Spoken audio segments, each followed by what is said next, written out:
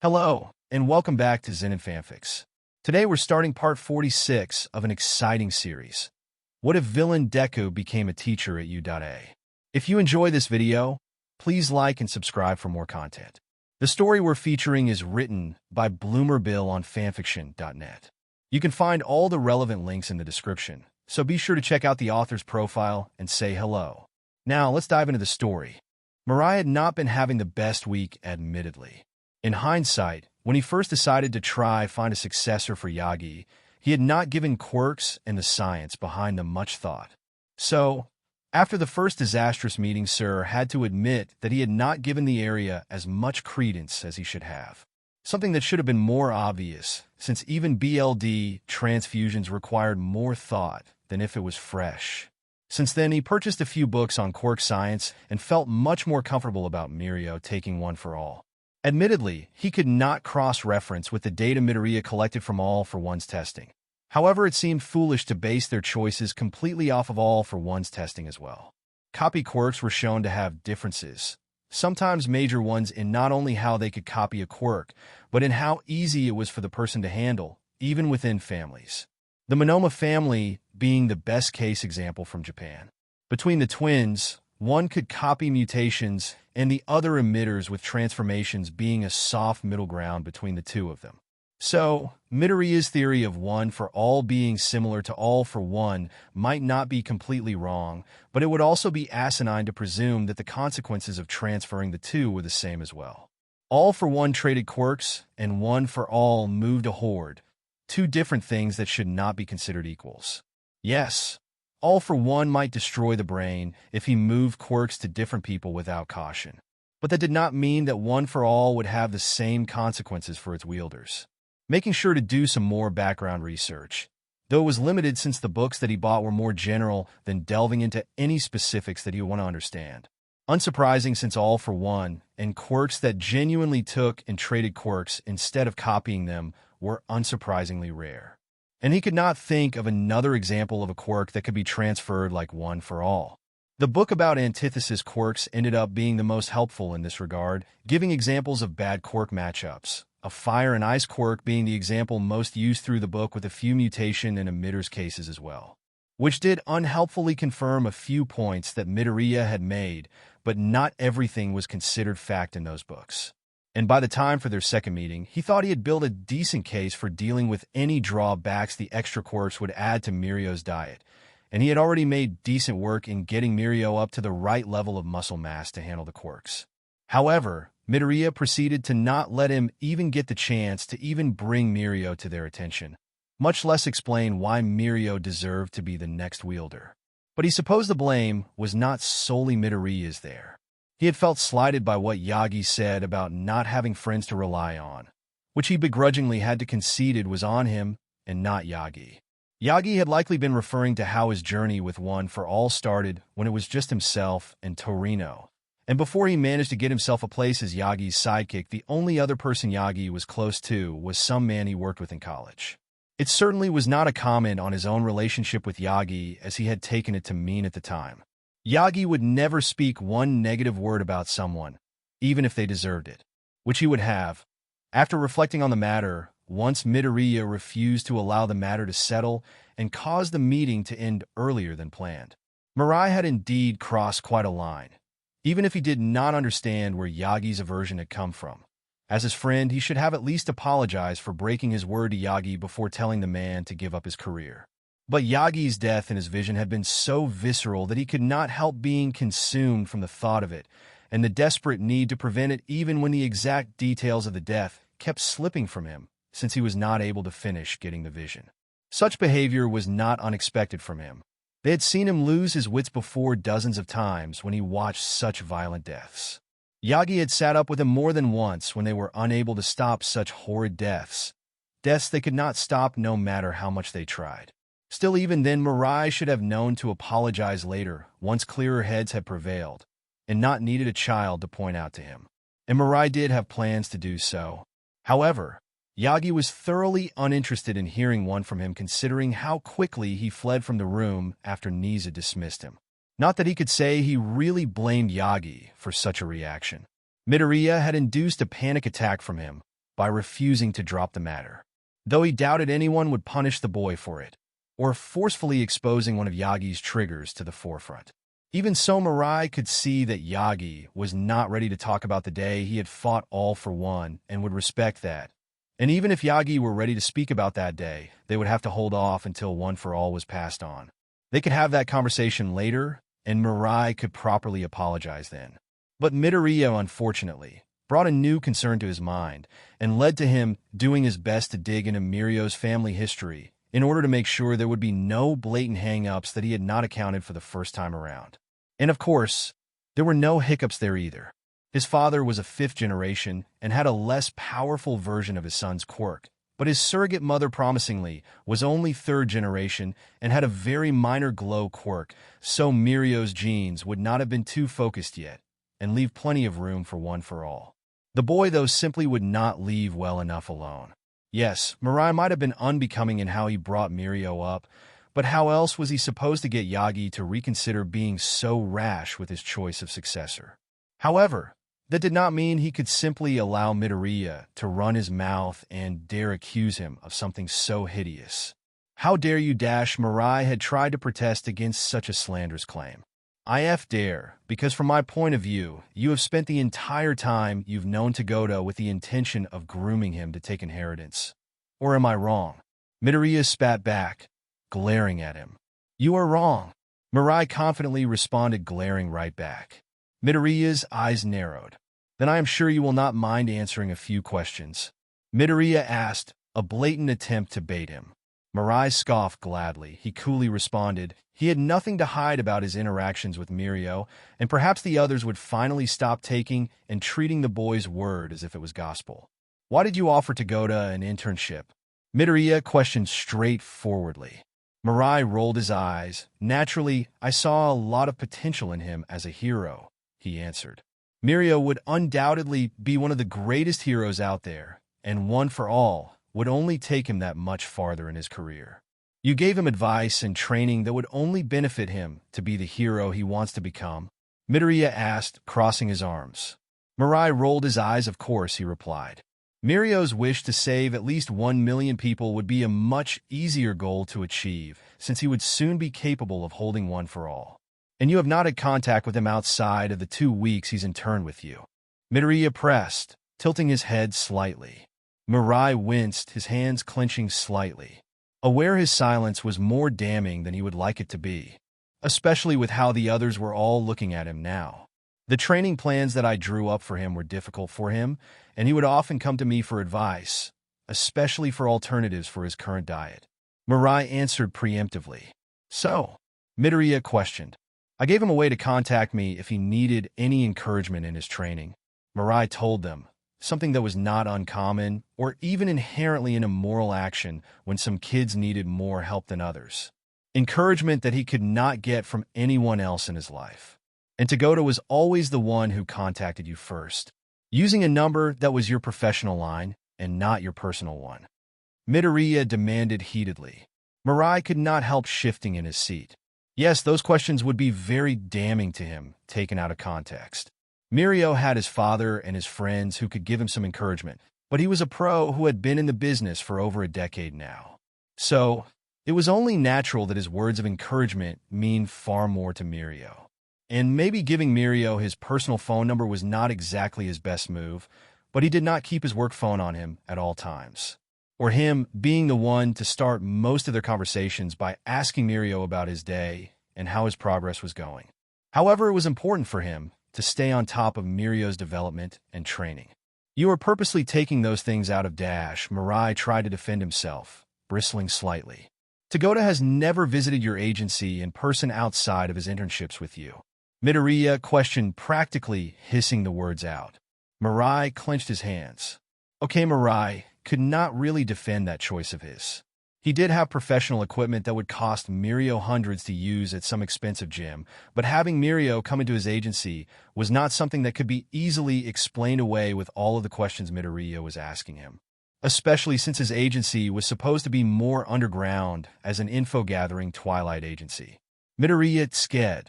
We will come back to that, but since you brought up Togoda's training, let's talk about that.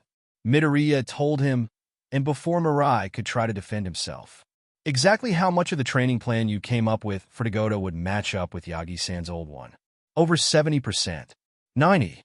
Midoriya spat at him. Mirai stiffened. Mirio needed to work on his physical strength, and would only be natural that I consult Dash. Mirai tried to argue, but Midoriya interrupted him again. Did you send him an internship offer because you planned to make him Yagi-san's successor? Yes or no? The boy demanded from him. Mirai fell silent. There was no way he could answer that without it sounding wrong with the barrage of questions Midoriya threw at him. Better question. Midoriya sneered, stepping closer to him. Does Dagoto know that the only reason that you took him on was because you wanted him to take inheritance? Midoriya pressed, striding over to glare at him, face to face. How could I reveal one for all to Dash? Mirai tried to protest. Have you ever considered that the visions you get from your quirk are self-fulfilling prophecies? Midoriya coldly asked him. Excuse me? Mirai said back, completely taken off guard by the sudden shift of questions, and barely had the time to understand that he should feel offended by what the boy just said. None of your visions have failed to come true so far, right? Even the small details are accurate. No matter how much you and everyone tried to change the future. Midoriya pressed with a level of calm that was making him distinctly uncomfortable. Have you ever considered that it is because of your own actions that your visions come true? That if Yagi-san listened to you in the first place, he wouldn't have the strength to fight off a mugger, much less all for one, because after that many years he would not have a lick of one for all left in his body. Midoriya told him. Mirai's heart stopped, his breath catching in his throat. That is absurd. Mirai hissed back. Is it? Midoriya flatly asked, letting his head fall to the side.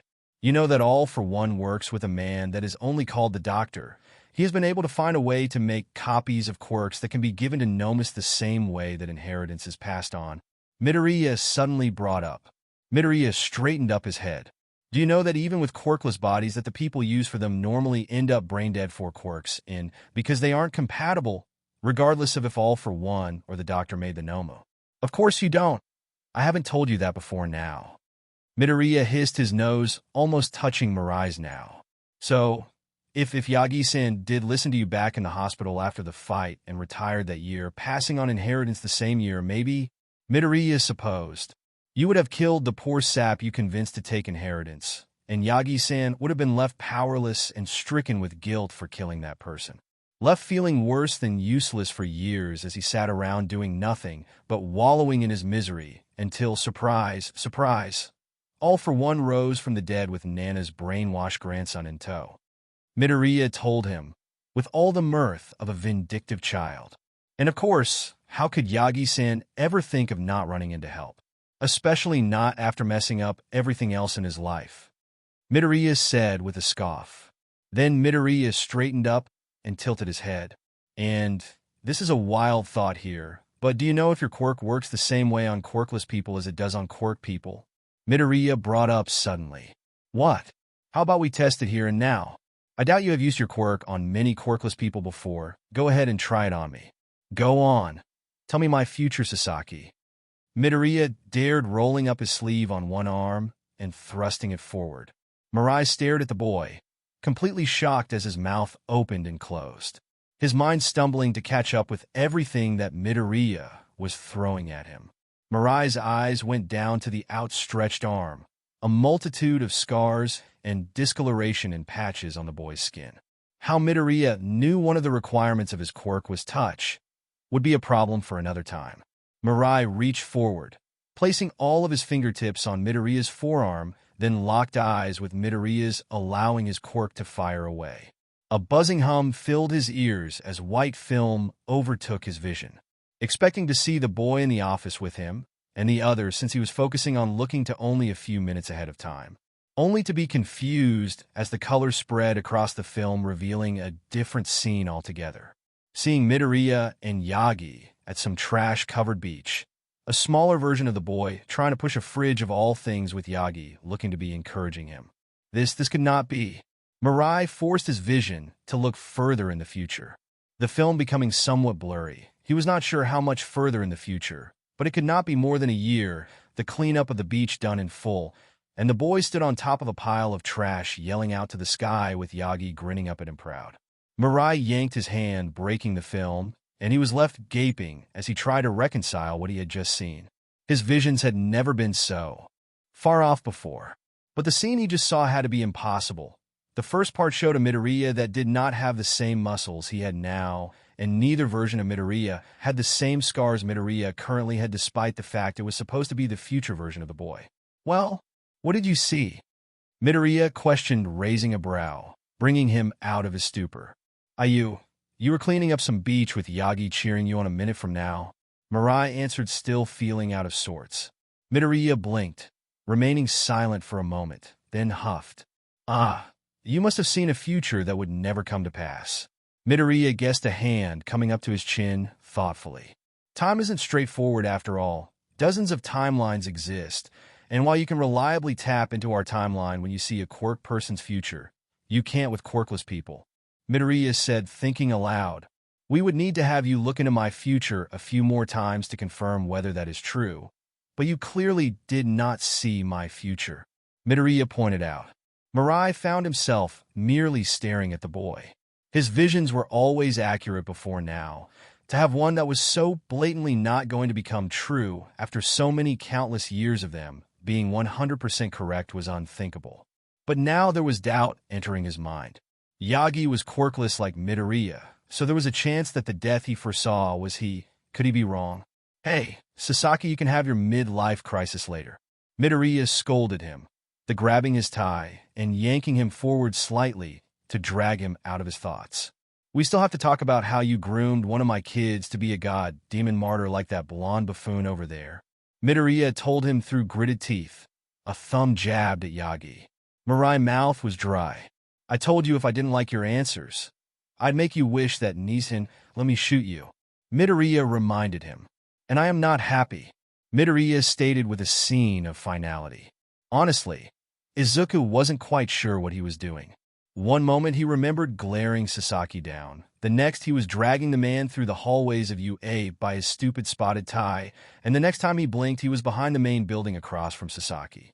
He also had taken off his scarf and put his hair back, his bag on the ground next to him. Izuku found himself slightly choked by this.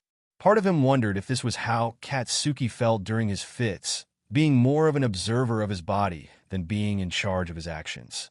If so, he could certainly understand his friend's overwhelming anxiety over his explosive disorder or just about his temper in general.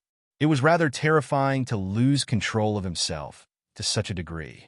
However, when his eyes landed on Sasaki, his BLD immediately began to boil again, and he clenched his hands. Izuku's nostrils flared and grit his teeth. A firm wooden hand rested on his shoulder, but Izuku couldn't tear his eyes away from Sasaki. "Midoriya-kun, perhaps we should all take a step back and take a moment to cool ourselves down," Haruki-san suggested, clearly uneasy with how he was acting. "No," Izuku coldly replied. "Sasaki crossed a line, and I will be punishing him," he told her. "I understand that, Midoriya-kun, but Haruki-san tried to say, but Izuku pulled his shoulder away from her hand. "We can't go through the legal system for what he did to Tagoda-san, so I can either take my P&D of flesh here and now, or I will sick the Vespas on him and find every little dark secret the man has and make him step down." Izuku hissed back at her. "I'm good with doing either of those things. Which can you live with?" Izuku questioned, rapping his knuckles when Nizu offered him tape. Haruki-san sighed, and Izuku wasn't sure if it was because she was resigned to what Izuku was about to do, or for some other reason. "Just don't break bones or leave any marks he can't explain," Haruki-san requested, and Izuku guessed she was leaning towards resigned. Izuku scoffed. "You know, that doesn't really narrow down what I'll do to him," Izuku quipped. Sasaki was technically a hero, so no one would think twice about the injuries he'd carry. And as a Twilight hero, it would be even less noticeable. Except for maybe castrating him. That would be a tad bit harder without a knife or a gun. Not impossible, though. The Vespas had taught him certain blows that would in theory neuter the man if he was able to land them in just the right way. Izuku would hold out hope, because even if he was 50% certain that there wasn't a SXL/romantic factor to Sasaki's grooming of Tagoda, The chance wasn't zero, and the man was known to be hyper-obsessed with Yagi, according to Nizu. Izuku would not be taking chances. And who knows, maybe castrating him would make him less of a PP without the excess testosterone in his system. Asterisk nah. The man would probably still be a pages. Asterisk Izuku thought as he stepped forward, also wondering if it was confidence or shock that kept Sasaki from running off on him. Currently, the man stood across from him, straightening out his tie and smoothing his hair back in place. Distracted then. Not for long, though. Sasaki noticing when Izuku was stepping towards him. Sasaki pushed up his glasses, trying to keep some air of dignity. Now, Midoriya, I don't think that dash, Sasaki tried to say, but Izuku didn't let him finish. Izuku leapt at the wall, jumping off of it intent to kick Sasaki in the face like he'd been taught by the Vespas. His foot did not end up making contact as Sasaki's reflexes were honed enough to catch the boy's kick and push him away. Izuku, not to waste the moment, crouched on the floor and swept his other leg high, aiming and hitting the back side of Sasaki's knee, forcing the man to stumble forward. Izuku surged forward and wrapped his arms around Sasaki's legs, and using the moment already there to make Sasaki roll forward as he stood up, Sasaki put his hands out to catch himself, but couldn't brace himself properly. Sasaki's glasses flying off as his elbows buckled. Only able to do so much in that position, his shoulder hit the ground first instead of his head. Still painful, but not dangerous. Izuku scoffed at the man as he clutched his shoulder and glared at him over his shoulder.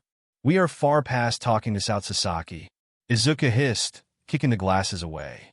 As much as the man deserved a little glass in the abdomen, Izuku would rather not want to explain to his students about the BLD in his clothes or about any little cuts on his person.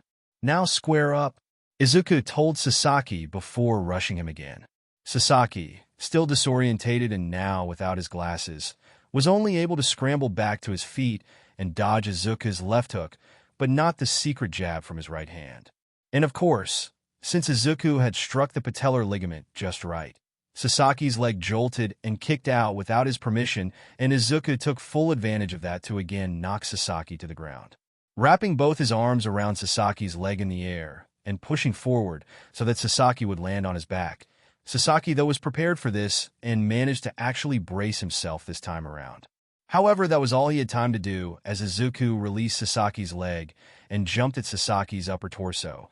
Sasaki's arms came up to defend his head, clearly expecting another attempted blow to the head. His back dropped to the ground with a bit of an oof. Izuku, though, overshot himself and landed on the ground just beyond Sasaki's head and quickly turned on. His heel, dropping onto his rear, and his legs springing out to wrap around Sasaki's neck easily from this angle. Sasaki, taken off guard by the move and not having enough time to stop Izuku from pressing down with his legs. Sasaki choked and gasped with both of Izuku's legs tightly wrapped around his neck and pressing down on both of the arteries, his hands coming up to try and pull either of his legs off, but it was ultimately pointless. Izuku wasn't wearing any high-grade clothing like Sasaki's suit, so the man's nails dug into his skin, but the man wasn't anywhere as strong as he was, so there was almost no chance of the man escaping his hold on his own. Don't press down too strong, Brad. You'll crush Greeny's hyoid with your legs like that, Torino warned him, and begrudgingly Izuku shifted his legs. He wanted Sasaki to suffer, but he doubted that he'd be able to talk himself out of a murder charge, much less for Sir Nightai, All Might's beloved old sidekick. Even if Nizu vouched for him that Sasaki was grooming one of the students at UA+, neither Yagi nor Dagoda needed Sasaki's death on their consciousness. Speaking of the man, Yagi, Shizenji-san, and Sakachi finally came down, a handkerchief pressed to his mouth. Midoriya Yagi was able to choke out before a rush of BLD came out of his mouth, and Sakachi, though shocked, had enough presence of mind to slap Yagi's back to help him get it out. Shizenji-san merely shook her head while Sasaki weakly pawed at Izuku's CHSD, likely looking for his face. I must say, Midoriya-san, your fighting style is not quite what I expected from you. I presume you were in part trained by the Vespas. Nizu asked, watching Izuku with small grin. Izuku hummed back, rolling over slightly to face Nizu proper as he answered.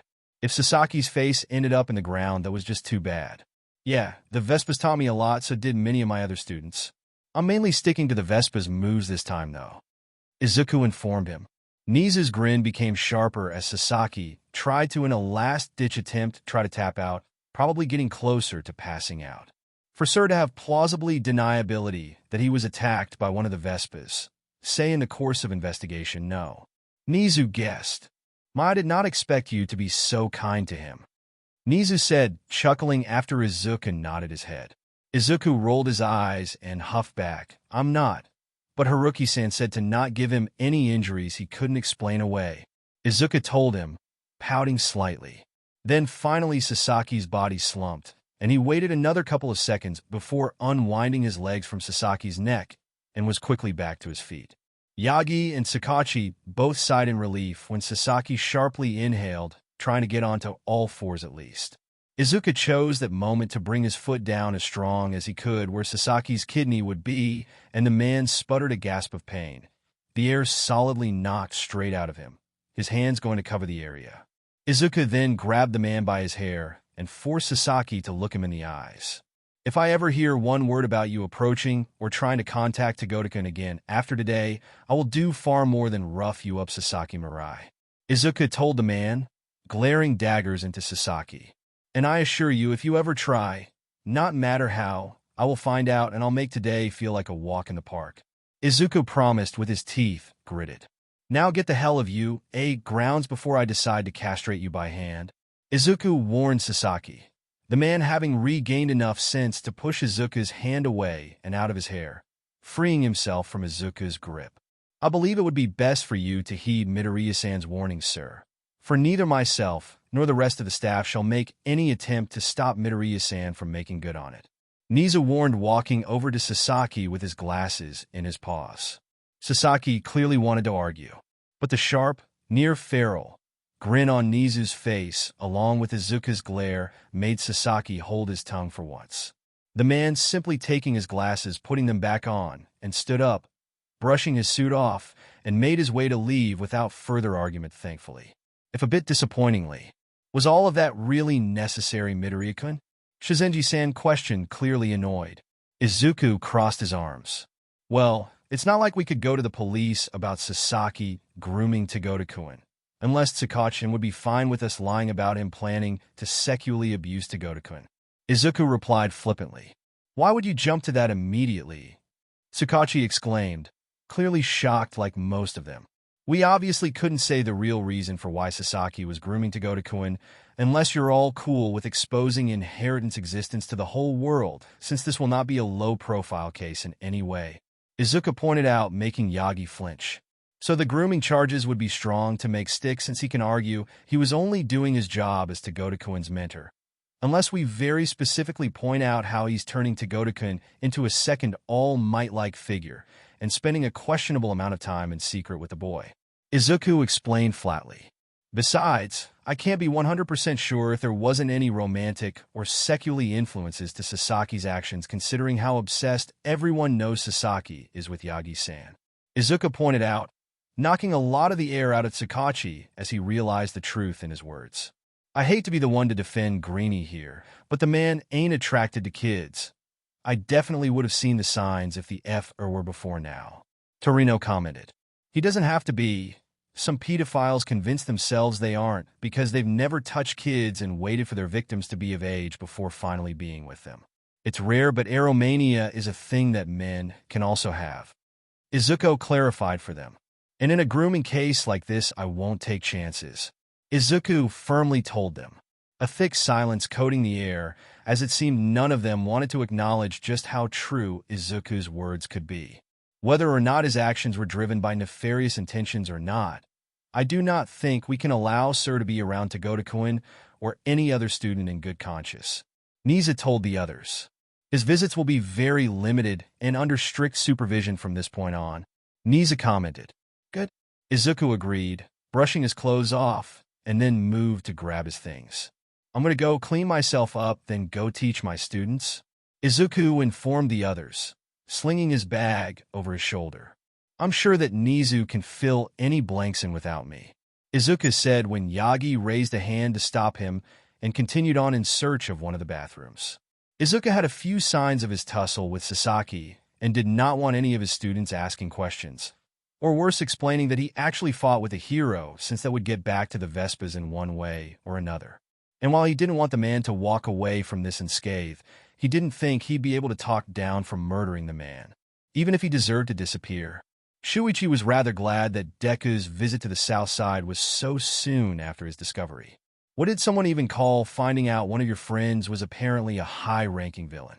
Shaking his head, Shuichi continued to fix the wiring within the wall so that his coworker's internet connection returned to its normal speed and bandwidth. It was going to be his last job. Here for the day, then he could try and flag down Deku to get the answers that had been leaving him wondering. Mainly, he'd been wondering just how much of Chase was real. Sure, he'd had heard the joke about how no one ever suspected the next-door neighbor was a serial killer because he was always so gosh darn sweet. Which Shigaraki admittedly wasn't. He could be very abrasive at times and actively threatened others with bodily harm, not to mention the doxing of all of the bigots they ran into in-game. But strangely enough, it was part of his charm. He was super gruff and been so chronically online before that his vocabulary was primarily game-related.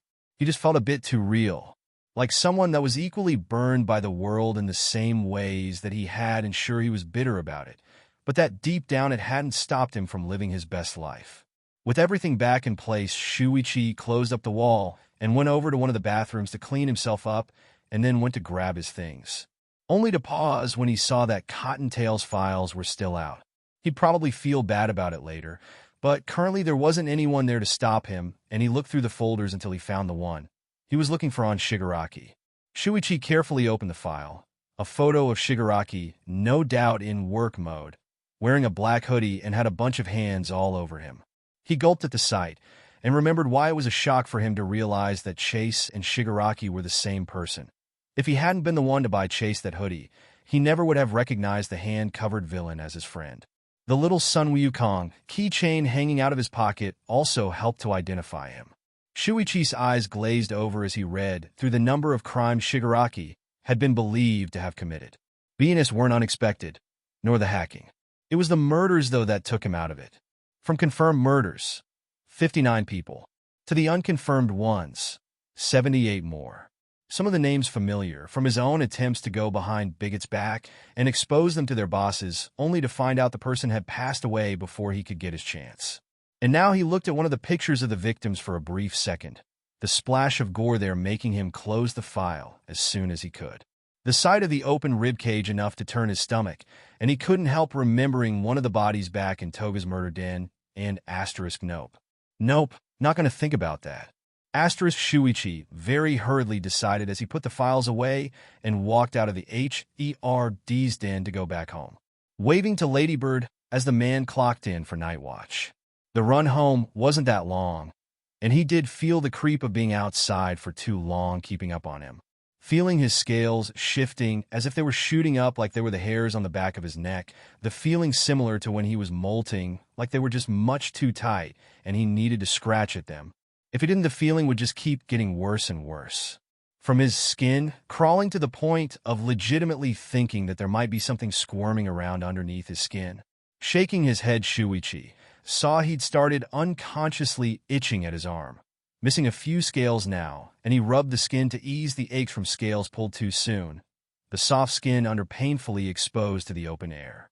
He'd have to wrap the arm once he was back to keep any of the spots from getting infected. But first he would need to talk with Deku about Chase, straighten everything out about him also being Shigaraki. Thankfully, it wasn't that strong to find him. Deku usually spent the nights here at the Tanaka's apartment, and he doubted that today would be any different. So, he made his way to the apartment complex and up to the right room to knock on the door.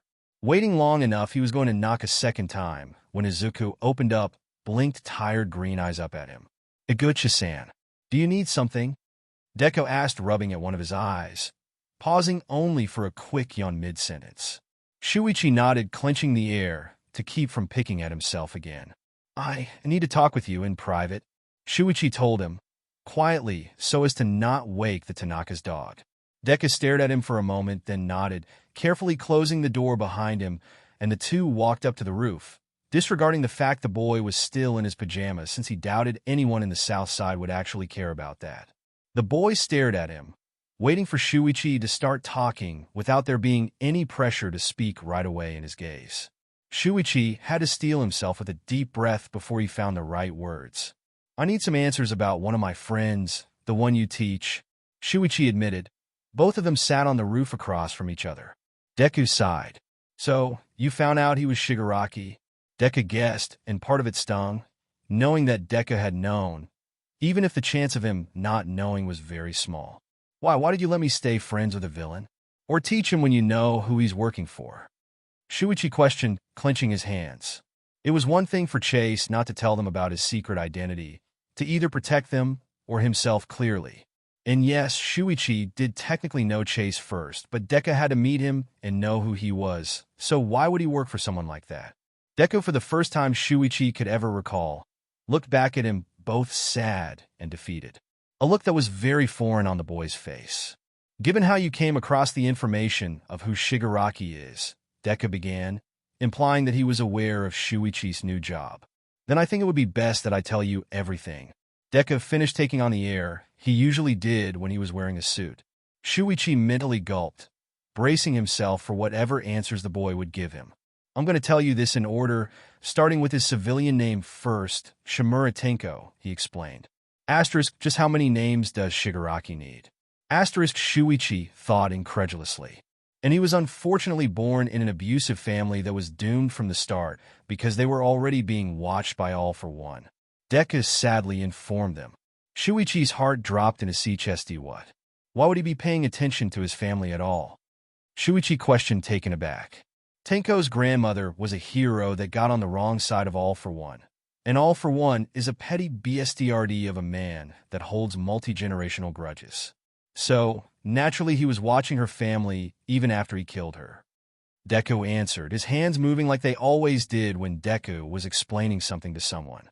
"I can't ever know just how much All for One manipulated the Shimura family. If his father could have been a good man that had his mind warped like Tenko's was later on, or just a rotten man on his own, but Tenko's father was physically and verbally abusive to his son at the very least," Deku said, elaborating on the abusive family he mentioned earlier. Shuichi shakily nodded his head, feeling choked from the thought. Having been raised in an abusive house before the Miyake's took him in, it hurt to think that Shigaraki, or should he call him Tenko, was also raised in such a house too. And that wasn't even touching the layers of literally F up, it was to think of whether or not Chase's father might have only been abusive because a centuries-old villain with limitless powers brainwashed him. God, that sounded like the plot of some kind of horror movie. How did Shimura end up working for All for One? Shuichi managed to ask after collecting himself somewhat.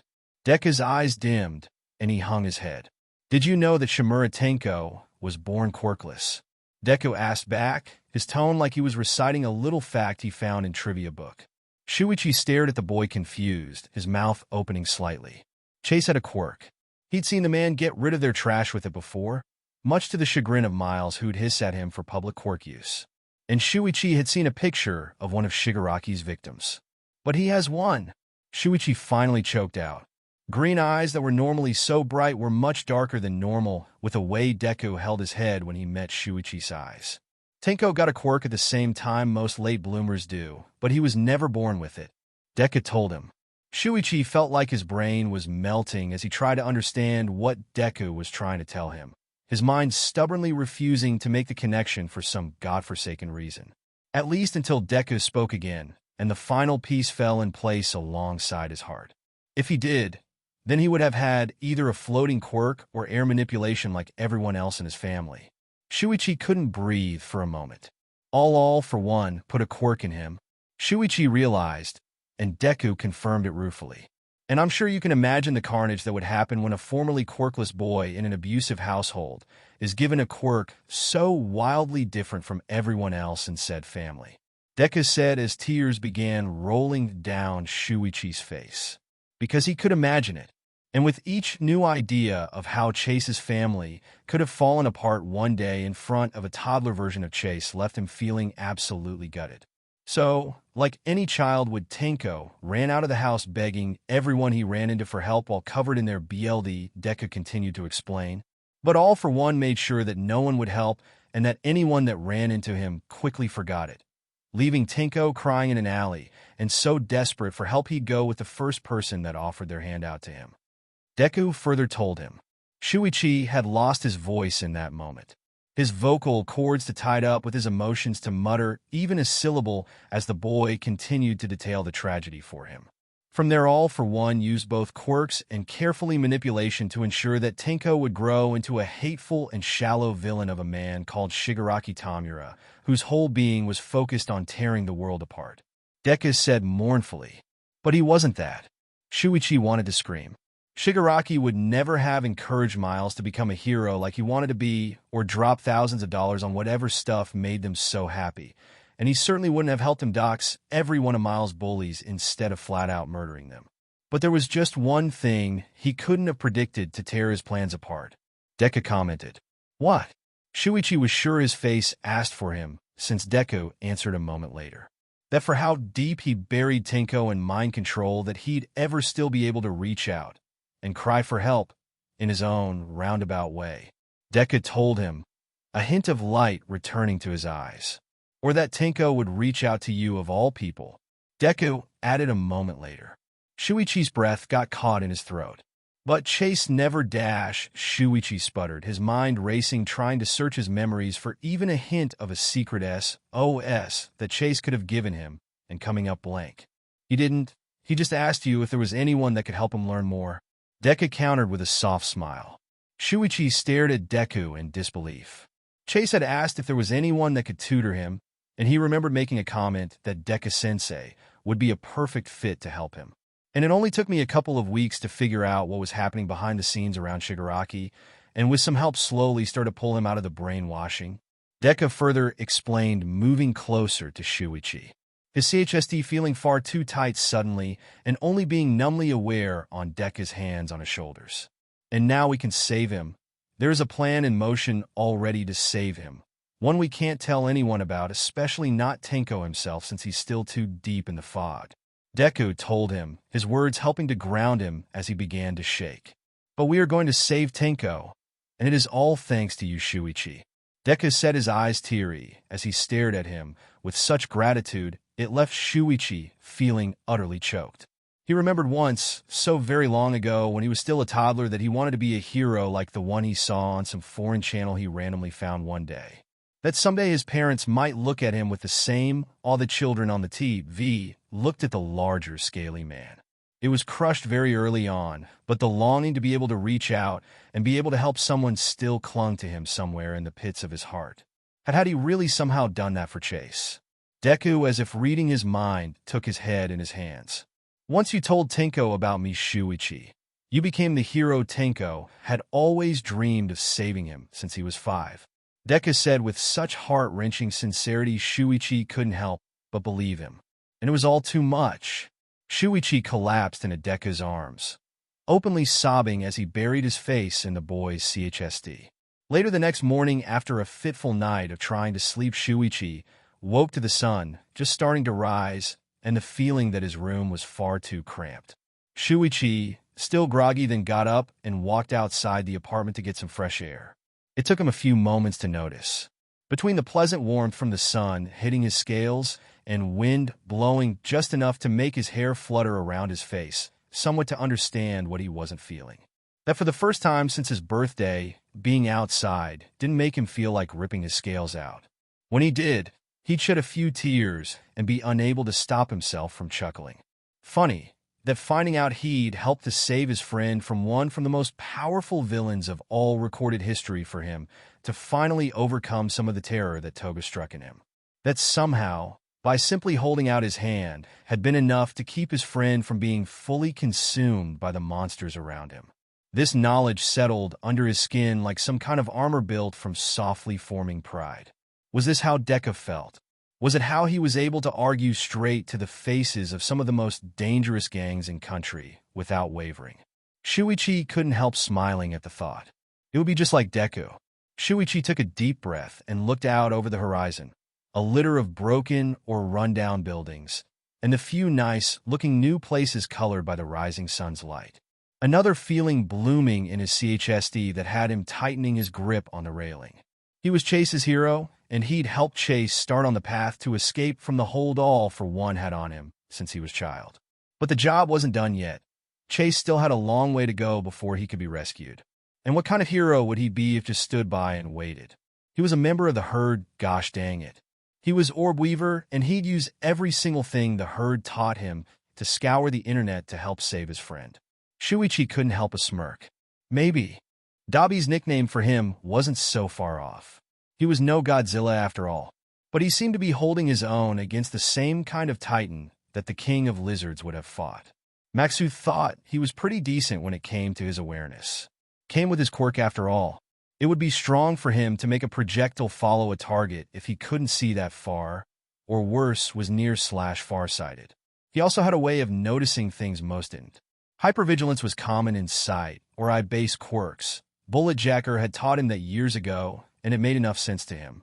Maxu's quirk was all about honing in on things, and striking them with whatever he had on hand, and even more naturally that meant that his eyes would be attracted to movement.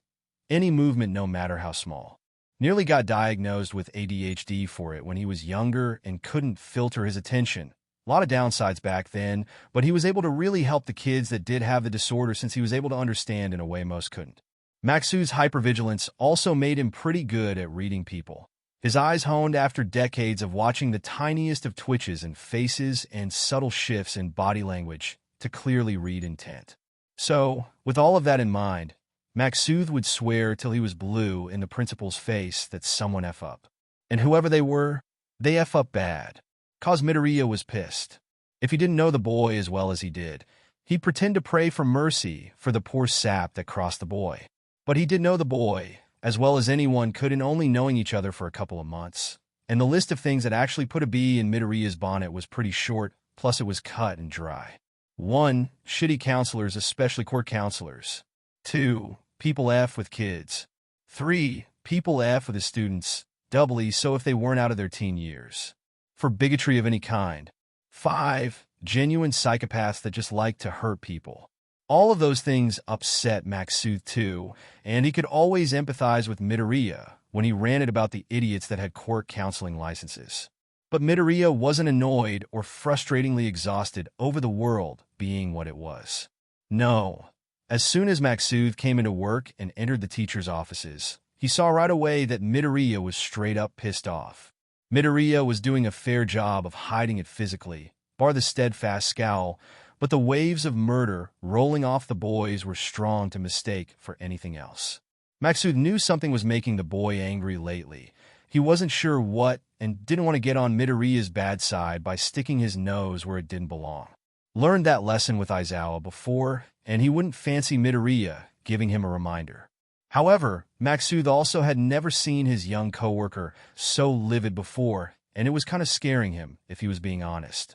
Not even when Ueno and his friends almost hurt Tagoda and tried to argue about staying in the hero course. So, Maxu thought it would only be right if he was a little scared of just what could have Midoriya likely muttering death threats in some mix of languages under his breath. But whatever made Midoriya this mad had to be bad, like might need professional hero's attention or the police kind of bad. So, after sharing a wary glance with the only other person in the offices at the moment, one of the teachers of the support course, and whom looked very overwhelmed with Midoriya's murder vibes, Maxu cautiously walked over to where Midoriya was, reminding himself that Midoriya was one of his sweeter coworkers and that the boy wouldn't rear up and bite him like a rattlesnake. "Hey, morning, Midoriya," Maxu greeted, doing his best to pretend that he wasn't intimidated as he walked over to the boy. The boy's cold eyes locking onto him made that a bit harder, though. "You want to see some footage of the training some of the third years, bud? One of the kids has gotten really good with their quirk recently," Maxu offered, understanding that asking directly might not end up well for him. Midoriya's eyes softened, the murderous air wavering as he nodded. Relive Maxu took out his phone and pulled up the footage of the training grounds from yesterday, a pair of elemental quirk boys fighting with each other very skillfully. Midoriya slowly unwinding and his lips quirking upwards, clearly still troubled, but relaxing somewhat to see some of the kids playfully training with each other, and so happily too. "The kiddos are really coming along, aren't they?" Maxu commented, leaning against the thin divider walls of Midoriya's desk. Midoriya nodded again. Yeah, he quietly agreed. Thank you, Genji-san. The boy added a moment later, looking up to him with more thankful eyes. Maxuth couldn't help grinning, his CHSD swelling with warmth. Not a problem, partner.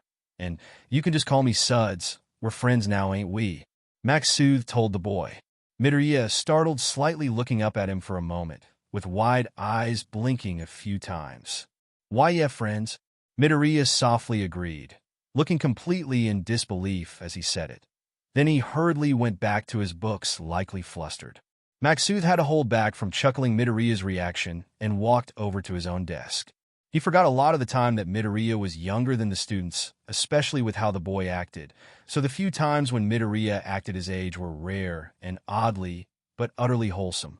And Midoriya, getting flustered like some of their fans strong, not to find precious, or at times funny. How could he not chuckle at least a little, when at one moment the boy was re-dating pure death vibes and flustered teen the next? At least he was able to calm the boy somewhat.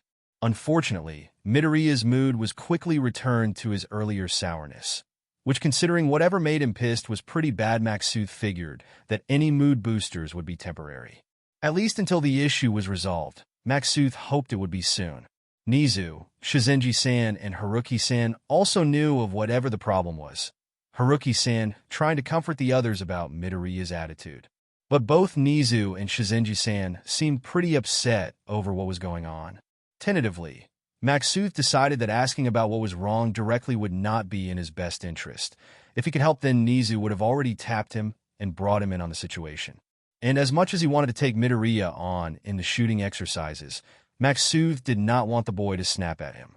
So instead, knowing the conference for the first year's protest would be sooner rather than later, Maxuth did his level best to cheer the kid up and not let him wallow in his anger.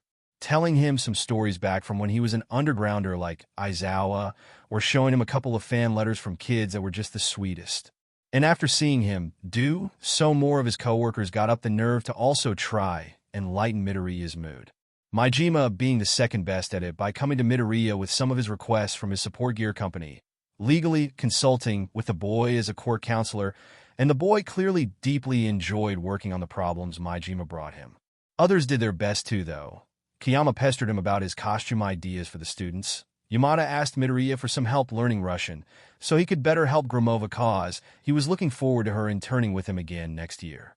Sano offering the boy some of the treats his cousin sent him from over in America, recommending books Ishiyama thought the boy would like, and Isamu showed the boy pictures of Oswald and his friends hanging out over at his place. Aizawa hadn't gone out of his way to do anything, but there was a fair chance that Midoriya would be overwhelmed if they all tried to be extra nice to him so suddenly. It was probably why the others also didn't get involved either, well, that, and not knowing how to be of help in this matter. Ryo certainly didn't think his typical workaround would help. Maxuth also learned Midoriya had a killer poker face during this time. He hid his persistent wrath pretty well from the kids. Only Miyake seemed to know something was up when he got back from internships. Made sense since the kid knew the boy longer than any of them did, though a few animal-quirked kids also sensed something was up. So, they also fielded some questions for Midoriya from the kids too. Most of them asking what was wrong with Midoriya and why he was so upset. Both were pretty strong for them to answer when they didn't know what was upsetting Midoriya. Haruki-san was able to curb their questions, explaining it was a personal matter that he didn't want to talk about with the students, since that would be unprofessional of him, since it didn't have anything to do with them. Which the students reluctantly accepted, and then began to make a bunch of gifts for Midoriya, which they all happily brought to the boy on their students' behalf. The boy adored the gifts, but clearly felt guilty about the students feeling the need to make them. And with everything going on before Maxuth knew it, the day of the conference arrived, and he was in the back getting ready to go on stage with Haruki-san and Midoriya to address the kids' protest. Maxuth wasn't the best at conferences, so he was a bit anxious as he walked back and forth in the press room.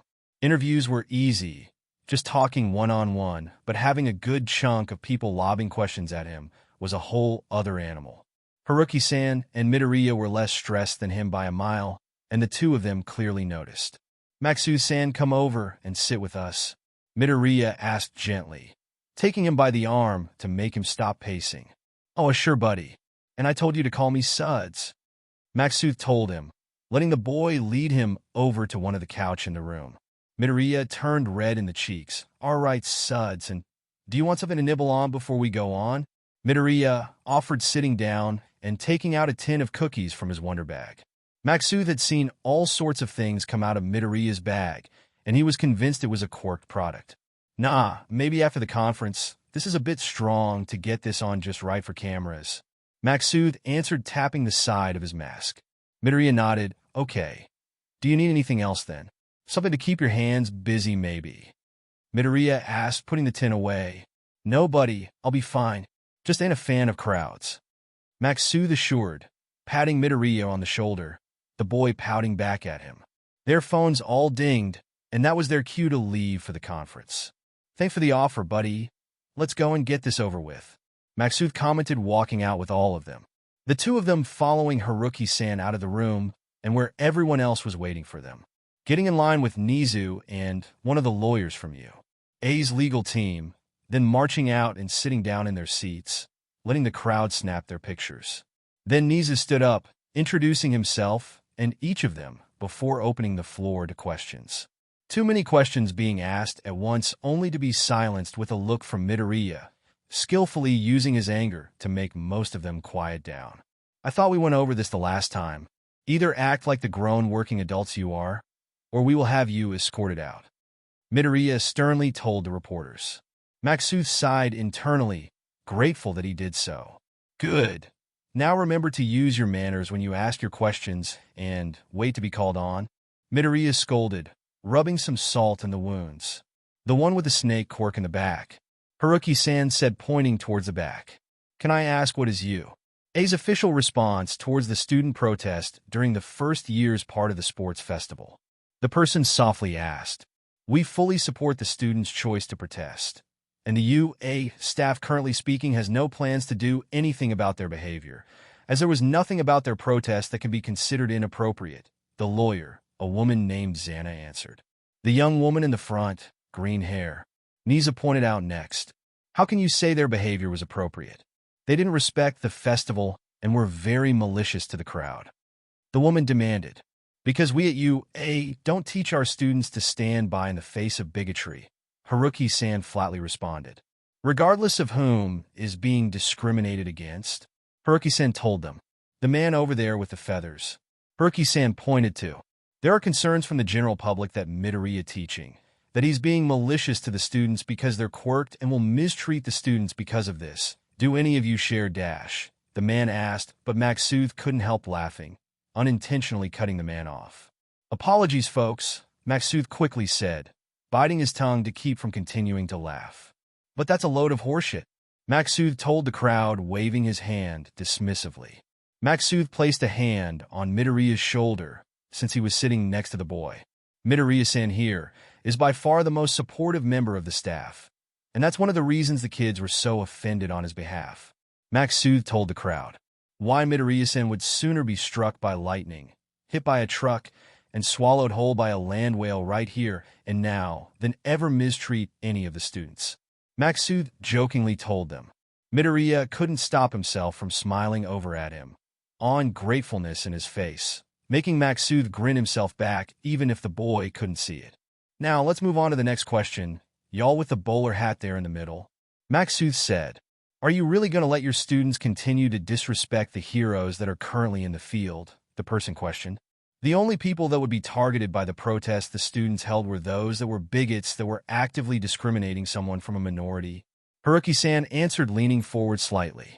"Unless you were one of those bigoted heroes, I don't see why you would feel threatened by their protest by our students, since it has nothing to do with you otherwise," Haruki-san added a moment later, one eye raised, effectively silencing the reporter in the bowler hat. "Because really, tell me what exactly is the problem with what the students were protesting? What part of them demanding respect for a person in a minority was wrong? Please spell it out to us," Haruki-san questioned back, letting the crowd stand in silence, all but daring them to say the unspoken reason why they didn't want the students to stand up for Midoriya specifically. There were times that Maksud forgot that Haruki-san was one of the second-generation heroes and was at times reminded of this fact. "No. Then let us move on to the next question then," Any takers? Haruki-san inquired, not expecting a woman with glasses stand up and eagerly raise her hand soon after. Yes, you miss from Juko. News. Haruki-san said to Midoriya-san, please tell us about your thoughts on the sudden rise in positivity towards the quirkless like yourself from big-name heroes like Hawks. The woman asked. Midoriya blinked, taking a moment to think it over. I'd like to say that I hope for this to be the start of something better for us. But frankly speaking, having a few people come forward and state their support of us would not be enough to change the years of compounded discrimination we face today. Midoriya carefully answered. It's a step. If it's a step in the right direction or the wrong one, I don't know, and only time will tell. Midoriya commented somberly. Maksu's chest felt a bit tighter when he heard Midoriya's words. They were most likely right, but that didn't mean he'd have to like it. Fighting discrimination of any kind always felt like 2 steps forward and shove off the chiff back. So yeah, as much as it hurt to hear, people wouldn't stop turning their noses up to Midoriya and other quirkless people just because a few heroes were protective of them and supported their rights. It would definitely take a few decades before any true headway could be made in fighting the discrimination towards the quirkless. They could though get started on getting the ball rolling. He would just need to figure out how best to go about it. Katsuki grumbled as he got off the train. It was more packed than usual, and there was this that had a quirk that made them tick like some kind of shitty human clock. And it was kind of pissing him off if he was being honest. Almost made him regret not taking Patchy's offer to have his hags drop him off at the Shrew's shitty hole-in-wall.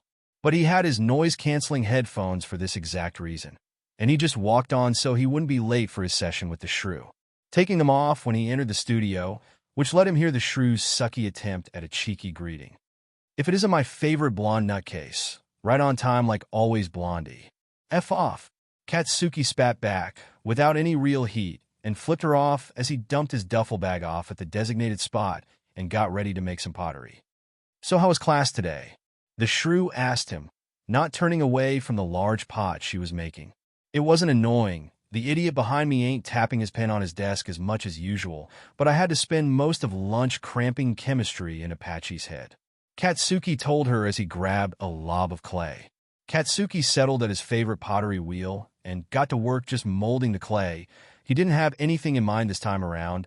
There wouldn't be any special occasions for a while, so he would just play with the clay for now. Nice. How are things between you, Patchy, and Potty anyways? She questioned. And he knew that she was hinting at something again. They're still clinging to me, if that's what you're implying. You are going to be taking them on hike once we're finished here. The heirs are trying to build themselves up from under the barrel and need to work on their stamina. Katsuki answered, rolling his eyes and pressing the glob down, so it was kind of becoming a bowl or plate. Unfortunately, one of the downsides of being a 2-for-1 deal was how much protein and SHD they both needed, and they hadn't gotten that when they were younger. And that plus his avian constitution meant Patchy was little more than a bundle of sticks. They need to work on that cause Potty couldn't just carry Patchy's but everywhere, didn't it? That'll be fun. Sharing your hobbies with friends can be nice sometimes. The Shrew commented as she carefully cut her pot free and got it ready for the oven. As long as Potty didn't try anything funny on the trail, they would. That's enough beating around the bush, though. Why don't you tell me how things are going with Izuku and his friends? Have you hung out with them since you met at the sports festival a couple weeks back? The Shrew asked. Not really, Katsuki answered with a shrug. Discount Hat Rack, Newton and the Eldritch Beach aren't brain-dead extras, but I don't have the energy to deal with their dramatic SHD either. Katsuki confessed. It was great Izuku had a supportive bunch of idiots to talk to. He certainly deserved to have more people in his corner finally, and even if Discount Hat Rack gave him that stupid nickname Newton could be funny sometimes. But even though they had tried to be friendly with him, like his penguins where he just wasn't feeling it. The Shrew hummed. That's okay. People always try to push that old saying of a friend of yours is a friend of mine onto us.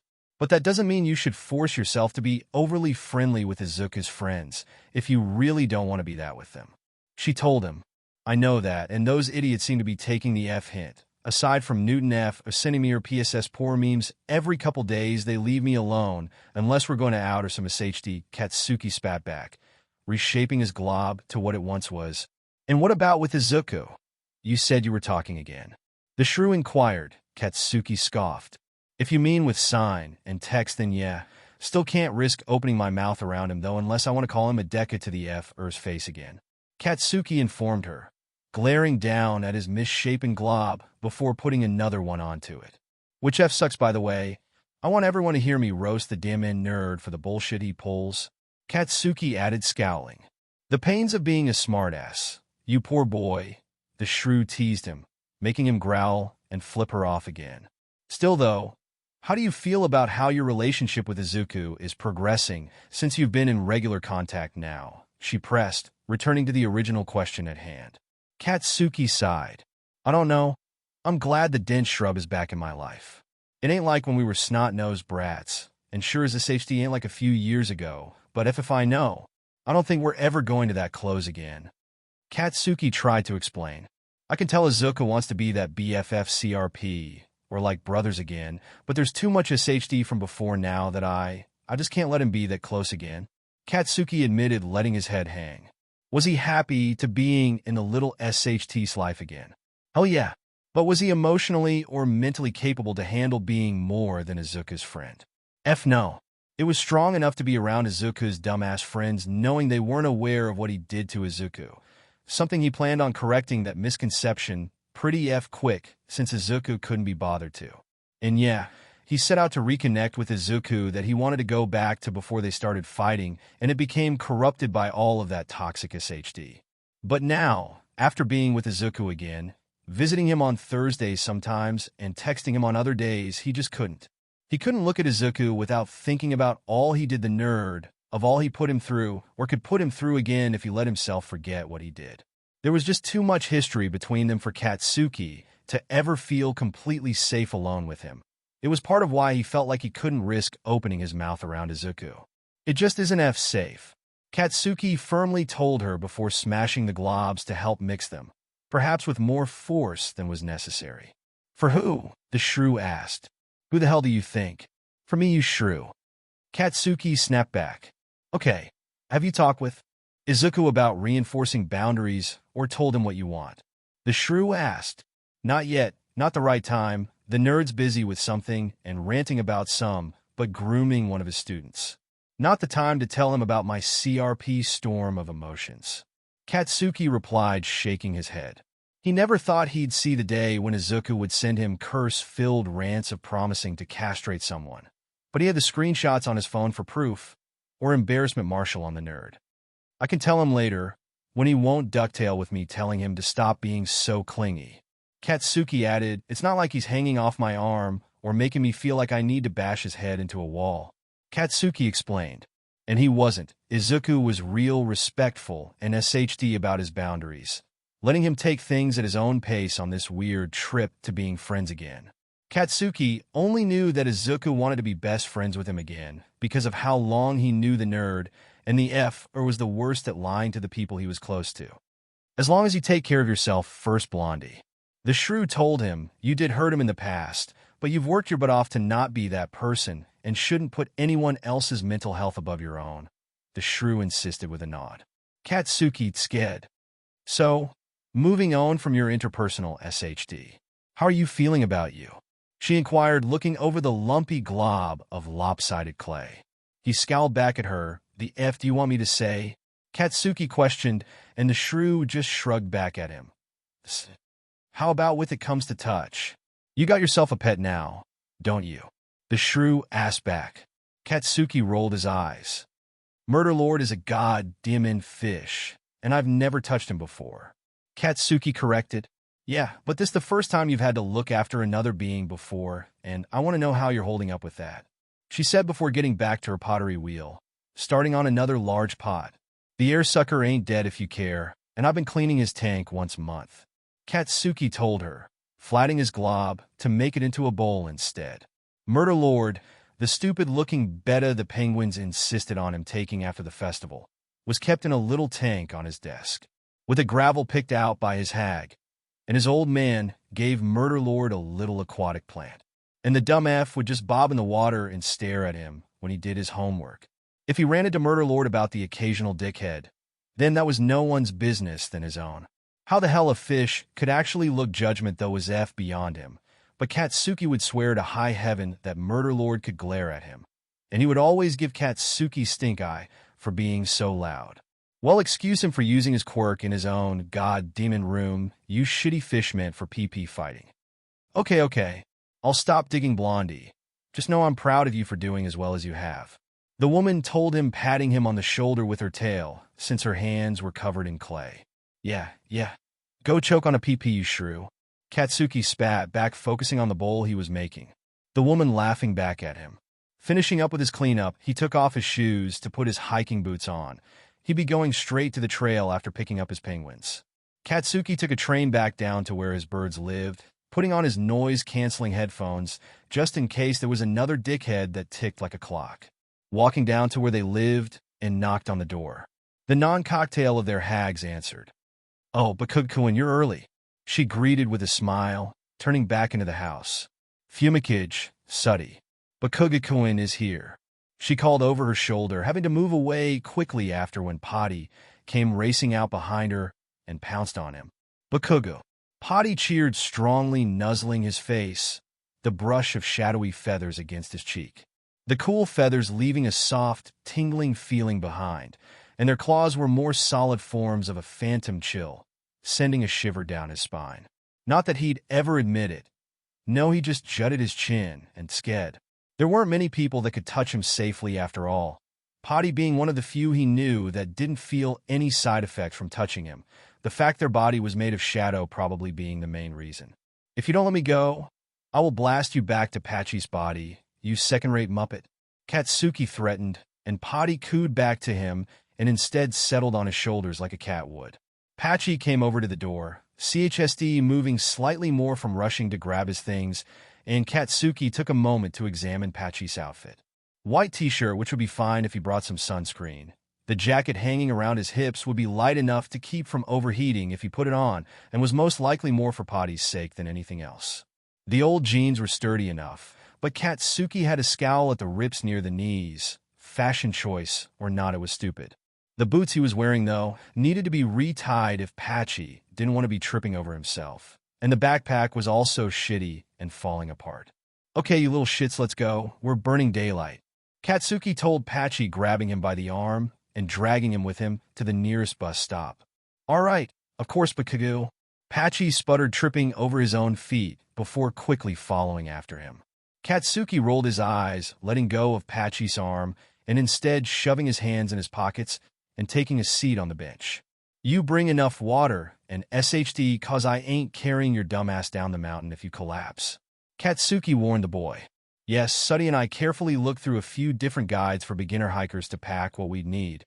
Patchy answered, taking off his backpack and showing him the contents when they got to the bus stop. Katsuki looked through it all, then nodded before checking the time to see when their bus would be coming. Frowning when Potty dropped himself over his shoulders. Doesn't Fumi look good today, Bakugo? Potty teasingly asked, their tone one he could easily recognize from both TV and from the conversations he's heard from his classmates. Suddy? Patchy hissed, his feathers ruffled from his embarrassment. Katsuki scoffed, Patchy looks like hot SHD. Like he always does, you recycled sock puppet. Katsuki told them, grinning when Patchy squawked and his feathers puffing up even more. Patchy quickly tried to smooth his feathers down, and Katsuki pretended not to notice as he kept his eyes on his phone. Hey, dumbass. They were his dumbass penguins, though. Nizu sat in Izuku's arms, letting the boy carry him back to his office after the conference. Most of the staff and students had already left for the day, so he felt comfortable allowing the boy to carry him like a child, cuddling his face into Izuku's neck. His social battery having been drained by the reporters, and a little cuddle time with Izuku was helping quite a bit. Izuku also seemed to need the cuddles from him. While rightfully furious with Sir for grooming Tagoda, Izuku could not stew in his rage. It would not be good for his health. So, he would do his best to calm and soothe the boy so that he could go about his work in the districts with a clearer head. Truly regretful Izuku could not deal with Sir directly at the moment, or be allowed to sink his claws into Sir himself for having such gall. At the least, he would be able to block Sir's offers to Tagoda with a covenant glitch in the system that would force him to carefully read the offers sent to the students next year from the festival. Though there would not be much he could do to stop Togota from trying to get a work-study from Sir, maybe he could convince the boy to branch out and away from Sir to get a more rounded view of heroics. He could certainly think of a few other heroes Togota would enjoy working with and be more than happy to collaborate with the boy. Nizu chirped to get Izuku's attention. He hummed back, his green eyes flicking down to him. "Which hero do you think Togota would learn the most from on a work-study?" he asked. Izuku blinked, humming, and then began muttering in Russian. "Ms. Joke or Ed Shot would be best. Both of them specialize in sneaking into places which Sir undoubtedly forgot to teach to Togota-kun, despite how important it will be for him as a hero that can break into anywhere." Izuku began to explain. "Ms. Joke might be better for the personally if it wasn't just Sir's urgings to help Togota-kun improve his comedy. But Ed Shot has more experience in tracking down and breaking underground smuggling rings that Togota-kun would be perfect for dismantling." Izuku mused, his head moving in the so-and-so motion his hands would have if they were free. They also can greatly help Togota-kun learn some flexibly, since Sir couldn't be bothered with it. Izuku spat, not even being bothered to make a backhanded comment, as he glared off to the side. Nizu chuded and chirped in agreement. He would message both of them to see if they would be interested in mentoring Togota. He had recommended students to both heroes before, so it would not seem that out of place. Though if Togota mentioned his time with Sir to Ms. Joke, she might call him back with some more pointed questions as a fellow educator and hero who would be more aware of the signs of grooming. It would be a risk he was willing to take to keep Togota away from Sir. Finally reaching his office, Izuku let him down, and Nizu gave himself a little shake, licking his paws to straighten out his fur and groom himself. Thanking his friend for the ride with a chirp, Izuku scratched behind his ears. "No problem, Nizu. I'll see you later," Izuku told him with a grin. Kirojiri's portal opened, and Izuku stepped into the swirling black and purple mist, leaving him to take care of his last obligation for you, before focusing solely on his hero work. Nizu chose to wait a few minutes for Himawari Isamu to reach his office, the man shuffling through the halls with his head hanged like always. Pausing when he realized that Nizu was in the hall, and brought his hand up to cover his eyes before continuing over to his office. "Principal Nizu-san, you wanted to speak with me?" Isamu mentioned. "Indeed," Nizu confirmed with a clap of his paws. "If you will just come into my office, Himawari-kun," he requested, walking into his office with the man following behind him. Nizu quickly settled into his chair, and Isamu settled in the chair across from him. "As you know, I've been looking for someone to replace Ito-san as the head of the heroics," Nizu reminded the young man. "Yes," Isamu answered and nodded his head. "And since you called me here, would it be presumptuous to assume that you want me to be the next head of the department?" Isamu inquired, tilting his head slightly. Nizu grinned. "Not at all. You are right on the mark, Himawari-kun," Nizu confirmed cheerfully. Isamu was smarter than most heroes, no doubt one of the reasons Aizawa was attracted to the man. However, Isamu also was very aware of the common personal issues faced in the current generations, along with his years of managing rescue parties for sudden accidents made him a prime candidate for becoming the next head after Ito-san's retirement. I'm flattered, Nizu-san, but I am not sure I'd be able to handle that on top of my current duties as teacher, hero, and father," Isamu said, expressing some reasonable doubts with a slight frown. Nizu muttered, tilting his head. "Yes, that could be rather difficult for you," Nizu confessed. Isamu was human and did not have any factors to his quirk to help him manage like himself or Ito-san. And even then, Ito-san had to retire from active hero work because she was stressed out. If you were still interested in becoming the department head, you could consider going part-time with either of your two jobs, Nizu suggested. Isamu hummed. "I could cut down my hours as a teacher to just being the rescue instructor for the 3rd years and a guest speaker for the other years, until I get used to the administrative side of being the head of the department," Isamu offered. "I think that you'd be just fine doing that, Himawari-kun. Other department heads have made such a transition before, so there is some precedent for it, though we would need to find another person to fill in for the 2nd and 1st years as a rescue instructor," Nizu pointed out to him. "True, but I believe I have someone in mind already," Isamu responded, piquing Nizu's curiosity. "Oh, do tell Himawari-kun," Nizu asked. "One of my coworkers was asking if there was going to be any openings in the next term here. She apparently is going to be finishing her teaching degree soon, and is looking for a placement in one of the hero schools. Isamu explained to him.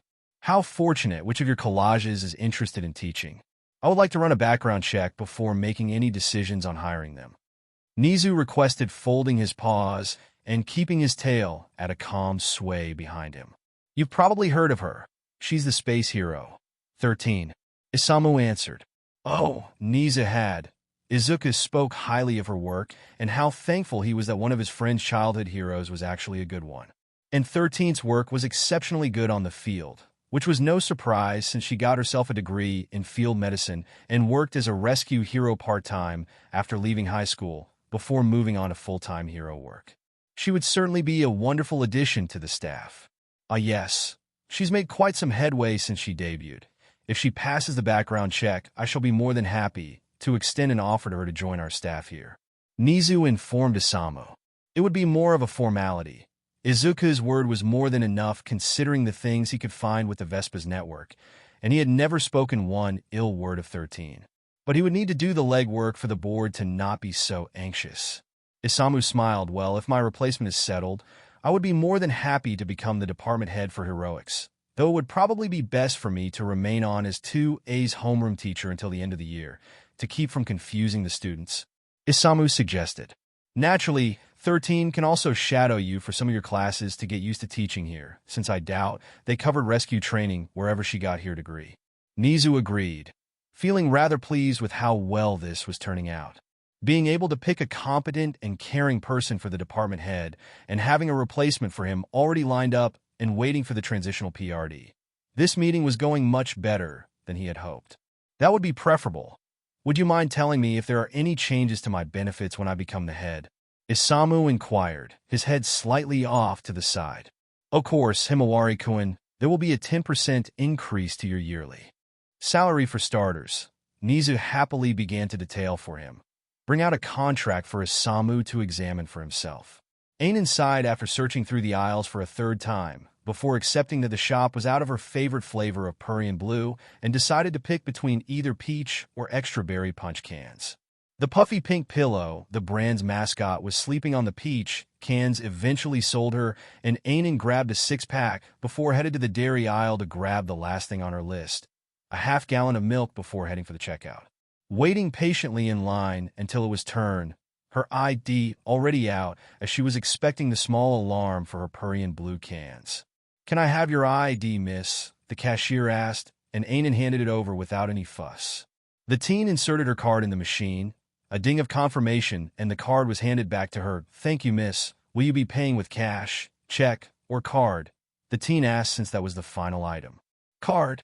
Ainen answered, swiping her card and eagerly leaving the shop to head on home to her apartment with groceries. Slumping against her door with a sigh once she was home, kicking off her shoes and slipping her feet into her slippers, walking over to her mini fridge to put away the cold stuff she bought. Dumping the bags by the fridge and only grabbing one of the Purian Blue cans, then collapsed fully on her bed, cracking the can open and drinking it. She had been called in to clean up 5 different scenes and help with 2 other mini disasters. Before she was able to do her shopping, at least she was getting paid for it and had already finished her finals for her degree. Speaking of, Ainen sat back up and dug through her papers until she found her degree. She'd get it framed later, but she couldn't help being proud of finally earning it. The alarm of her phone reminded her it would be best to eat something, and got up to make herself something to eat. Something light on her stomach, maybe ramen. Boiling some water and adding the noodles before adding a few toppings, like green onion and a couple of eggs, before then removing one of her gloves, dripping the hand in the pot, and using her fork to eat the ramen. Frowning at the taste and adding a pinch of pepper and settling for that being better, and then began checking her messages. Liking some of the posts from Space Puppers and checking if she'd be on patrol the next couple of days, and if there were any changes to her schedule. Only for her eyes to widen when she saw a message from her Hero Network account and clicked on it, just to nearly fall over when she saw it was from Nizu. Nizu wasn't known for messaging people outside of work reasons, so she was kind of worried at first until she actually started reading the message. Her heart leaping into her throat, and Ainen began to freak out for an entirely different reason. Ainen had completely forgotten that she had been asking around her coworkers for advice looking for placements as a teacher after she submitted her finals. And now, she had an interview with Nizu to begin teaching at the top hero school in the country. Ainen was quick to put her glove back on and grab the pillow off of her bed to squeal into it, in order to get herself calm enough to message Nizu back. She could not mess this up, especially if she wanted to have her dream job at the #1 school in the country. Masao was curious when Nizu first sent him a note. The principal was not one to do things at random, and he could not think of a reason for the principal to ask him to meet him in his office.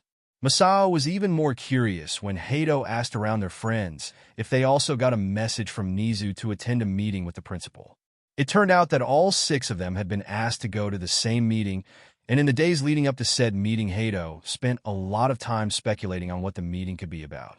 The most agreed-upon reason being that all of them were going to try out for their provisional licenses, though Oswald made the point of why they would all be sharing a meeting with the principal instead of one-on-ones with one of the hero teachers. Tagoda countered with the idea that maybe because there were so few of them going to be in the same testing facility rather than separate ones for each class like usual. Masao did not see why that would cause them to need to be grouped up instead of having the individual meetings. Masao suspected it was for something a bit more important. He was tempted to ask Midoriya-kun about the meeting, but he would not put the boy in that position. So, he and the others waited for the day of the meeting to come. Then when the end of the class came, he picked Hato up from where she was bouncing in her seat and would have made a break for the door if he had not grabbed her. "Come on, Masao-chan, aren't you excited about the meeting we're going to have?" Hato said, encouraging him to pack his things faster, not making any move to free herself. Her hands were moving up and down in her excitement. "Geez, man-eater, calm your SHD," Oswald said, swatting Hato on the head with the homework sheet they had been working on. "It's a meeting with the rat principal, not Santa Claus," Oswald added, and Hato stuck her tongue back out at him. Done grabbing everything for himself, and Hato's things too, since she would not remember to grab it later after the meeting. He was quite certain the meeting today would be more surprising than they thought it would be. Nodding to himself, Masao wrapped his tail around Sunny's waist and pulled him close, letting Sunny keep from being overwhelmed and certainly let him ignore Oswald easier. Then together they walked out, passing by 2B to collect Tagoda, the blonde boy eagerly jumping in to distract Sunny from anything other than their homework for the week. Oswald and Heya were talking about their costumes on the other side of him, some upgrades they could add to them as they all walked over to the principal's office. "Deku-Sensei," Hato cheered when they turned the corner, and indeed, Midoriya-kun was standing waiting for them in front of the principal's office. The boy shot them all a warm smile that did not reach his eyes. Masao thrilled. "That was not good. Hey guys, thank you all for coming. There's a lot that we need to discuss," Midoriya-kun said, holding his hands together behind his back. "Is this about our upcoming provisional licensing exam, Deku-Sensei?" Heya asked with her hand raised. "No, not directly anyways. We can about that another day, though, if you want to, Heya-san," Midoriya-kun answered. "Oh, then what are we here to talk about?" Tagoda asked, a hand coming up to mess with his ponytail slightly. "That will be better discussed inside Nizu-san's office," Midoriya-kun told them, opening the door to the office for them, motioning with his other hand for him to come inside. With a few shared glances, they all walked into Nizu's office and were surprised when the principal was not alone in the room. Haruki-sensei, recovery girl, Nizu, and some random man that smelled of BLD. A concerning amount of BLD. Masao kept his eyes on said man, examining him from head to toe. He had seen people whose quirks made them skeleton thin, if not actually skeletons themselves, but this man clearly was not one of them. There was a give or sag to his skin that showed his form used to be much larger. His hair also reminded him of his landlord's son, all scrape-eye and jutting out in weird angles like a bunch of straw. And, mixed in with the scent of BLD, was that of rot. It was faint, but the fact he could smell it at all. "That man should go to the hospital," Masao commented, pointing to the blond man. Midoriya-kun hummed distasteful while the man bashfully ducked his head, rubbing at the back of his neck. "I'm aware, Miyake-san. Unfortunately, Yagi-san is too stubborn for us to wrangle him into seeing a doctor," Midoriya-kun answered, shooting the man a look. Masao thrilled in understanding. Some people were just far too strong to convince them to do what they needed to do, something that could be even harder to do when said person might be dying. So, Why do you want to talk with this Principal Nizu? Hato excitedly asked, still being dangled like a kitten from one of his hands. Are we being tapped for some super special mission? Are we? Hato questioned Giddy. In a matter of speaking, one could say that, Haruki-sensei replied, her hand covering the part of her face where a mouth should have been.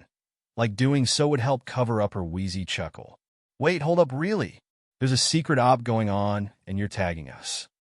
Heya exclaimed, very confused, and already started to feel dread pooling in. I understand you may be concerned, and shall have many questions, which is why we asked Midoriya-san to explain everything to you, since he would be the best person to do so. Nizu calmly informed the group, his paws pressed together. Nizu then motioned for them all to sit down on the provided couch. Masao eyed Hato before he set the girl down on the seating. And when she started bouncing, Midoriya-kun just picked one of the toys out of his bag, then tossed it over to Hato, so her hands would have something to do. Midoriya-kun himself settled for leaning back against Nizu's desk. The mammal leapt from his chair and away to some corner before metal coverings covered up the windows and doors. Before I explain why the 6 of you were asked to be here, I need to debrief all of you on the mission we're going to offer for you to join, and warn you that it is very, very deathly important that you do not share this information with anyone. Midoriya-kun stated, all the playfulness stripped from him. The others tensed under Midoriya-kun's intense gaze. Normally, I would be against forcing minors to not talk with the people that they trust. But in this extremely specific case, I mean it. Absolutely no one can be told one word about this mission. For your safety and your family's safety. Midoriya-kun firmly informed them. Hato's bouncing stopped as the rest of them seemed to dawn on just how serious this all was. Heya had gulped, and Sunny's gripped his tail much harder. There is a villain called All for One. You and many other in the general public know him best from the stories left behind from his work centuries ago, the stories of He Who Takes. Midoriya-kun explained, grabbing a file of pictures from Nizu's desk. RF telling me the quirk boogeyman is a whole, but real person. Oswald interrupted from where he sat, on the other side of Hato. Midoriya nodded somberly, pulling a picture out and showing the face of a man with red eyes and white hair, broad-shouldered judging from what little he could see from the man's headshot. But he was very plain looking aside from that. This is Shigaraki Aoi. He was born and grew up during the Dawning, his quirk allowing him to take and give quirks as he likes, including some sort of immortality quirk that has helped him live up to this very day. Midoriya-kun explained. But how could someone like that remain hidden for so long? Heya questioned, looking pale. By pretending to be someone else and staying very far in the shadows, with people in positions to rewrite history however he wants it to be remembered, with very few people to call him out on it. Midoriya-kun answered before quickly pulling out another picture. This of a younger, sickly man with pale green eyes, and looked like Midoriya-kun. Oh my god, don't tell me there's 2 of those psychopaths. F the world up, Oswald said, and more than one of his friends' shoulders hunched, dread and horror flooded the air. But Midoriya-kun shook his head. This is Shigaraki Yuchi, Aoi's younger twin brother, and his quirk was one that could be passed on, and he opposed his brother, eventually dying trying to stop him and unintentionally passing his quirk onto another resistance member he fought with. Midoriya-kun clarified. Aoi killed his own brother. Tagoda questioned, horrified. Physically yes, completely no. Midoriya-kun cryptically answered. You see, Yuchi's quirk, inheritance, has a mental factor that preserves a... What was the word you preferred? Midoriya-kun asked, turning the blond man. Vestiges, the man replied. Vestiges of the past holders. And Yuchi, along with every wielder of inheritance, has continued to watch and help in the fight against Aoi, giving advice and their own quirks and memories to each future user in the hopes that they could finally kill Aoi. Midoriya-kun further told them. And each of them had failed, only able to pass inheritance onto the next wielder before Aoi killed them. Midoriya-kun grimly recounted. That's horrible, Heya muttered, clearly looking the most shaken aside from Sunny. We have a plan to kill him in motion, one's with a high chance of success if all goes well, but there is a chance that it might fail. Midoriya-kun warned them. And the current holder of inheritance is too weak to fight him again and survive. So you want one of us to take inheritance? Masao said. The blue eyes of the blonde went wide in his sunken sockets. Midoriya-kun looked at him with bitter pride for figuring it out. Yes, Yagi-san's body was too heavily damaged in his last fight with Aoi, where Aoi faked his death to make Yagi-san let his guard down over the last 5 years. Because of this, if Yagi-san and Aoi fought again, Yagi-san's and the rest of the past holders would die with him. Midoriya-kun confirmed his hand, motioning over to the blonde man he now assumed was Yagi. However, there is a problem with passing inheritance on without much thought. In fact, there are only 2 people in all of Japan we have found that could take inheritance without dying immediately and would actually be able to use the quirk. Midoriya-kun informed them. Those 2 people were Amajiki and Hato, and over the coming week, we'd like the both of you to consider if you want to take inheritance. Midoriya-kun clarified quickly after. Sunny paled even more, and he looked faint as well. What? Why would you want Sunny and Nijire-chan to dash? Togoda tried to question, holding Sunny's shoulders to keep him grounded slightly. I'm aware of Amajiki can copy quirks through cannibalism.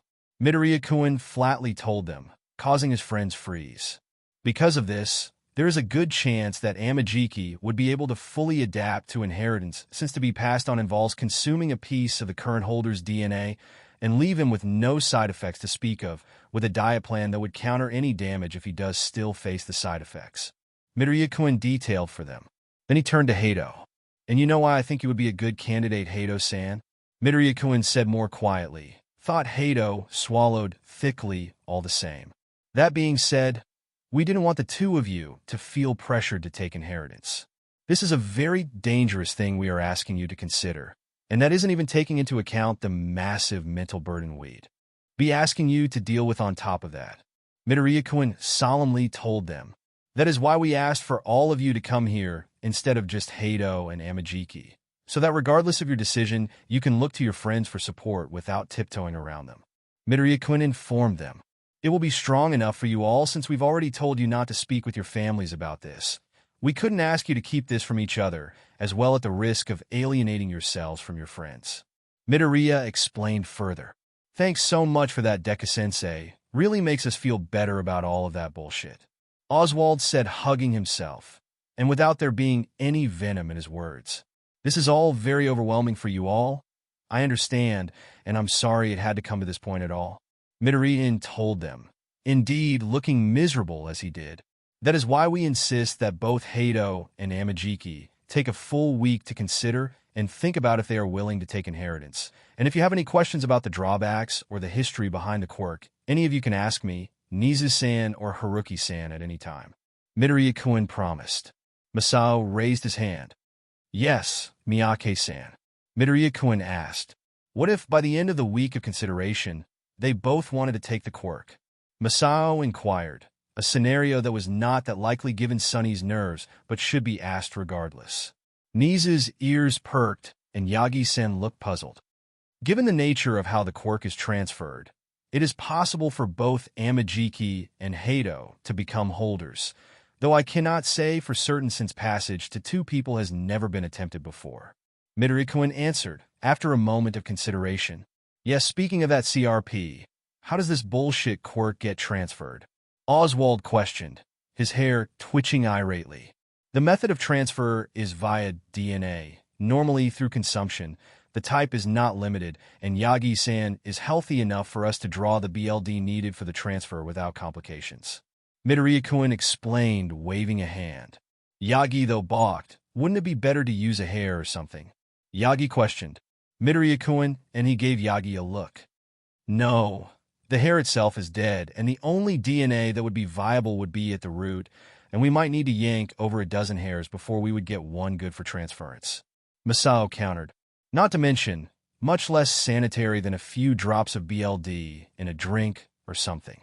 Midoriya-kun confirmed, giving Yagi a look. Do you even use editable hair care products? Midoriya-kun questioned, causing Yagi to flush and shake his head, then bashfully ducked it. Midoriya-kun did not say anything, but Masao was certain that Midoriya-kun would be calling the man an idiot once they were all out of the room, judging by the look he was giving Yagi. Wait, that's a thing. Shampoo you can eat is a thing. Togoda asked, surprised. Yeah, there are a lot of brands actually. Animal-based quirk people, and especially kids, need to groom themselves, and it was easier to make products that you could eat rather than stop the behavior. Not to mention safer for everyone. Midoriya-kun replied casually. Masao nodded. Trying to stop a 5-year-old from licking their fur to clean, it was simply futile. You could not keep an eye on them all of the time.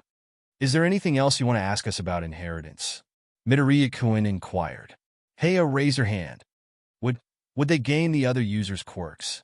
Should we be worried about Nijai or growing wings or something? She asked concerned. Yes, they would, but you shouldn't worry about growing any additional features since all of the past holders were emitters. Midoriya-kun answered, waving a hand placatingly. What would happen if someone unsuited to inheritance were to take the quirk? Togota asked next, looking unsettled. Midoriya-kun looked down to the ground. They would be dead in minutes and brain dead in seconds. Midoriya-kun flatly replied, got it? Togota muttered, swallowing thickly. Most of them falling silent, his friends shuffling uncomfortably.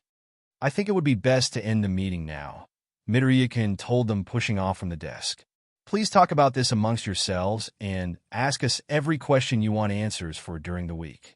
What we are asking Hato and Amajiki to consider is only supposed to be a last resort. Please remember that as you consider taking inheritance. Midoriya-kun insisted. Yes, that would be for the best. Masao agreed, nodding his head. Picking up both Sunny and Hato and walking out of the office once Nizu released the lockdown he put the room under. Togota, Heya, and Oswald quickly stumbled over themselves to follow him. Is this really happening? Heya quietly asked under her breath. Yes. Deku-Sensei would never lie about something of this magnitude, and he would never approach us unless he tried all other options before us. Masao told them. So, there is a quirk boogeyman who's been alive for centuries, and if the plan to kill him goes to SHD, then either Jiki or the Man-Eater have to fight him next. God, this is F up, Oswald said, shaking his head. Yes, it probably was. As numbly dense as he was, tiny prickles of fear made his scales shift uncomfortably as he thought of All for One and either Sunny or Hato fighting him. At least we're all in this together though, right? Togota asked, his tone half-hearted. Masao nodded, wrapping his tail around Togota's shoulders and pulled him closer. Together, Masao promised. He had not thought that he would find friends here at UA. But these 5 were his, a warmth coming from being with them, like he was laying an indirect light, and he was happy to help them. And if it really came down to it, he would join his friends on the battlefield against All for One. Thank you for joining us on this journey through What If Villain Deku Became a Teacher at U.A. We hope you found it as captivating as we did. A big thank you to Bloomerbill for creating such an engaging story. Don't forget to visit their profile on fanfiction.net for more fantastic works. The link is in the description below. If you enjoyed this video, please give it a thumbs up, share it with your friends, and subscribe to Zenin Fanfics for more intriguing explorations into fanfiction and fantasy. Your support helps us create more content like this, and we love hearing your thoughts and suggestions in the comment section. See you soon in the next video.